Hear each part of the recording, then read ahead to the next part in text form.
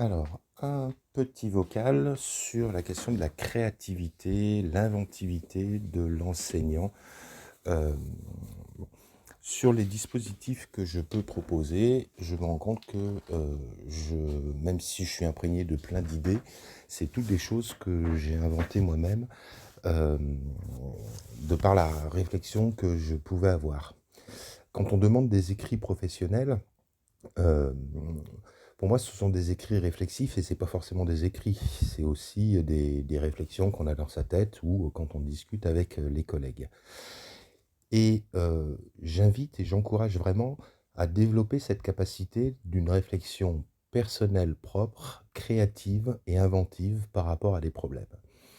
Mais par rapport à ça, pour pouvoir aborder, les questions, eh bien, je pense que quand on a un domaine qui pèche ou sur lequel on est insatisfait, eh bien, on peut prendre un temps pour se poser et pour réfléchir à ce qui pose problème.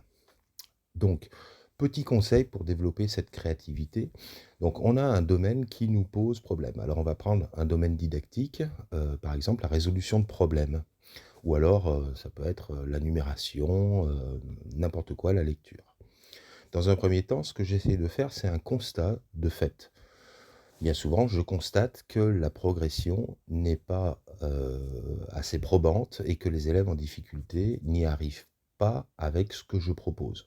Donc je pars de ce constat et puis j'essaye de voir les erreurs, les représentations erronées qu'il peut y avoir et qui posent problème. Donc dans mon écrit réflexif, je pars toujours des représentations erronées qu'il peut y avoir.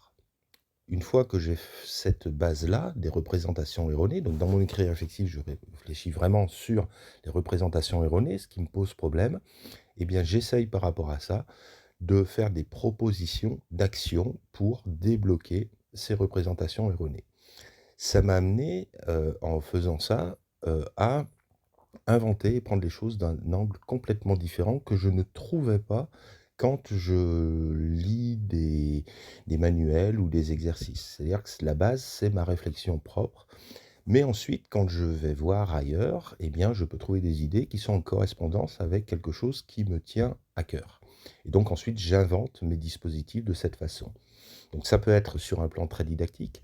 Je ferai une vidéo concernant par exemple la résolution de problèmes, domaine sur lequel, en cette année 2023-2024, et puis déjà l'année dernière 2022-2023, j'ai essayé de creuser de cette façon-là pour montrer comment je réfléchissais sur cet aspect-là. Mais ça peut être après aussi sur quelque chose de beaucoup plus général, comme par exemple l'animation des temps collectifs. Donc je vais te dire, animation collective, je suis pas satisfait. Quels sont les problèmes? Dans les faits, qu'est-ce qui me gêne? Donc par exemple que les élèves ne participaient pas tous. Et donc qu'est-ce que je peux faire pour... Et je vais inventer quelque chose par rapport à ça. Ça peut être sur les moments de transition. J'en ai parlé dans d'autres audios, là, sur les temps collectifs et les moments de transition. Mais les moments de transition, c'était quelque chose qui me posait vraiment problème. Et ce qui a débloqué le truc, c'est de me poser un moment en me disant: «Voilà, ça me pose problème», donc je réfléchis, je fais un écrit réflexif là-dessus, ou je fais une réflexion là-dessus et ensuite j'essaye d'inventer quelque chose pour débloquer ce truc-là. Quand je disais par exemple, en maternelle, la mise en rang dans les couloirs, et bien voilà, à un moment, je me suis dit: «Bah, plutôt que de me fâcher», je me rendais compte dans le constat que c'était peu efficace d'interpeller les comportements qui n'étaient pas attendus et donc je me suis dit: «Bah, c'est un constat, donc je vais plutôt féliciter des comportements qui sont attendus» et j'ai essayé ça et je vois que ça fonctionne.